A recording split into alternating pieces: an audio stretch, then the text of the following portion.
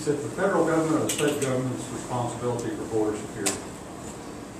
It's the federal government's responsibility, but we got the federal government has not been meeting its responsibility. One of the things actually we did, my office has done something.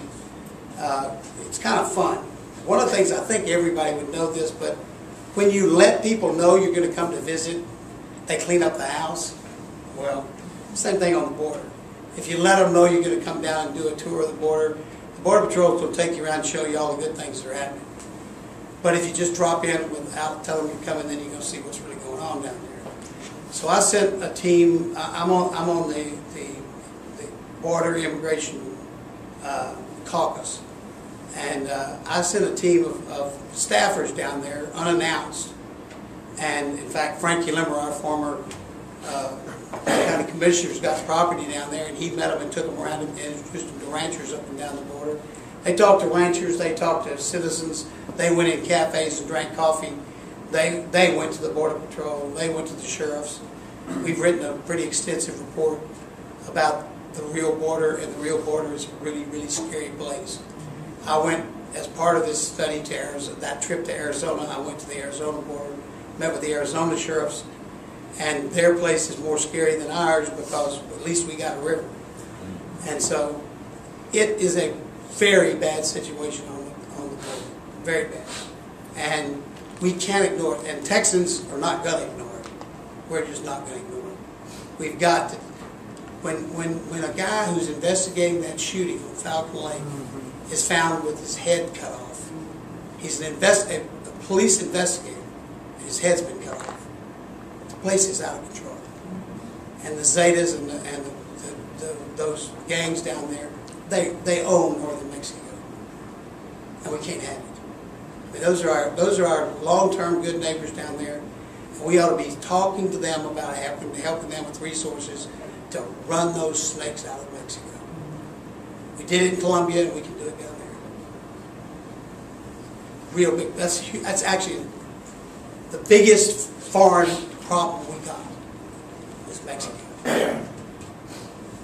Yes, Ron. With the border, the most dangerous part of it is the drug smuggling. I think that's it. But the drug smuggling happens because as Americans we finance it. So it's not so much controlling those who are bringing the drugs in. How do we control our own citizens who are pouring money across the border into Afghanistan? I mean, we're paying for both sides of the Afghanistan war because everybody who's into heroin or anything else that comes in, they're sending their money over there whether they realize it or not. How do we control our own citizens and get a handle on this? Is there anything that Congress can do or that you're working on? In 1969, I worked for the Texas legislature on the drug, when we rewrote the drug laws in Texas. And we were asking that question in 1969. And as far as I know, we've been asking that question ever since I've been an adult dealing in law enforcement areas. And I don't think we have an answer. We've tried. We've actually tried criminalizing possession and criminalizing use. In other words, let's punish the users. I mean, we have laws on our books right now that punishes the users. It hasn't seemed to have done any good. I don't know the answer to the question.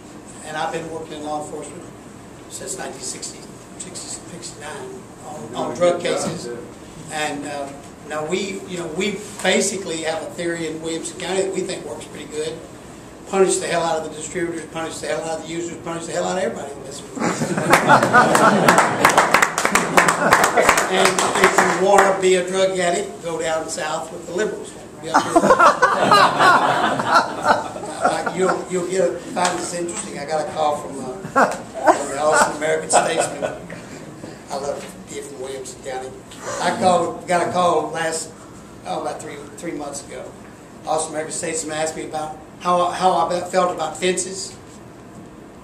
And I said, well, I'm for them. I said, I'm for the one down there on the border, and I'm for the one between Williamson and Travis County.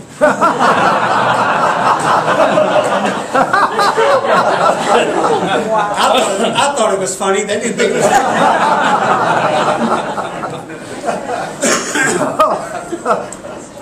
Yes, sir. I have a question, and it has to do more with when we look at what brought upon the economic situation that we're in, and I've read recently, record wages for Wall Street, and I read in the Wall Street Journal how some municipalities are defaulting on key assets. I read of one that lost its city hall because it defaulted on a bond. I'm saying to myself, why are we allowing those predatory type of financial schemes to be leveraged in the public sector and putting at jeopardy our future? I mean, it doesn't make any sense to me as a constituent, and I'm not sure what telescope or what microscope we're looking at, because that train is on the track and it's going to hit us again. And I just see what brought us to where we are is still there, and we lived on notions and promises, but reality hit us, and I just feel that not enough has happened to prevent a reoccurrence. And I'm concerned for my children. I'm concerned that our life, our means are being jeopardized. We're mortgaging our future to Asia to buy cheap goods. And so, I just wanted to share that thought with you and see how is Congress reacting to that reality, because I don't see a lot of substance in what I hear and what I read, and I'm just curious from your perspective, what can be done? I mean, what's being done? Well, you actually, great sentence, series of sentences, because you described a lot of what our problems are. Okay, I'm going to give you kind of my thumbs view. I think there's two ways that we deal with the issues that you're talking about. There is either the government regulation way. In other words, the government will come in and tell us how to run it. And we'll do it through those agencies that our friend over here was talking about. Or we'll do it through private beings. In other words, we'll let the market bear. Now, we have tried now for 18 months, we have been doing it the government way. See, I happen to be kind of old-fashioned. I think that in life, especially as American life, we have valued rights, and every American knows what their rights are. And somehow we have gotten off track on the other side of the hand, which is our responsibilities. And for some reason, we've started to become more and more people who think that we should never, that somebody has to take care of us when we screw up. Okay? So we're now looking at the biggest businesses in the world that are saying, we're too big to fail. Excuse me. Nobody's too big to fail. And a theory that says, yeah, it hits your economy hard if General Motors goes bad. But if General Motors doesn't run an efficient business, and they are using a business model that won't work, and by the way, there are other car dealers that are using a business model that does work, then what's wrong with General Motors, and why do we have to own General Motors? Why do we have to bail them out? I mean, I'm sorry. Of course, I think everybody knows I didn't vote for any of that stuff.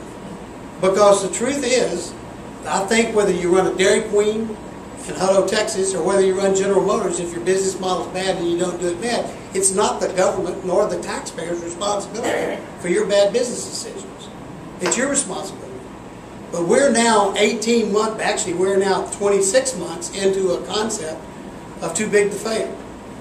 Which means the solution right now seems to be regulations coming out. I don't think we're going to be happy with the regulatory society that's going to come out, because what you started off with, it's already clear. I read the Wall Street Journal every day too. It's very clear that it's not going to have anything to do with the compensation for CEOs. It's something very interesting, because the CEOs are going to get compensation some form or fashion, no matter what regulations we write. Because we wrote a regulation back in the 90s that limited their salary. So they just took options. I mean, but they still get paid millions and millions of dollars. And we'll write regulations so they come out our nose, and they'll still get the compensation. Because that's what the market will bear. So you just got to but the problem is letting one part of the market function, and limiting the other part of the market means the market doesn't work. And that's what this economist that talked to us the other day said. There are unintended consequences of every regulation that you pass. And the problem is nobody's looking or asking an economist, what are the unintended consequences of this regulation before they pass it? And they're not doing it at the city council level, the county commissioner's level, the state representative's level, or at the congressional level.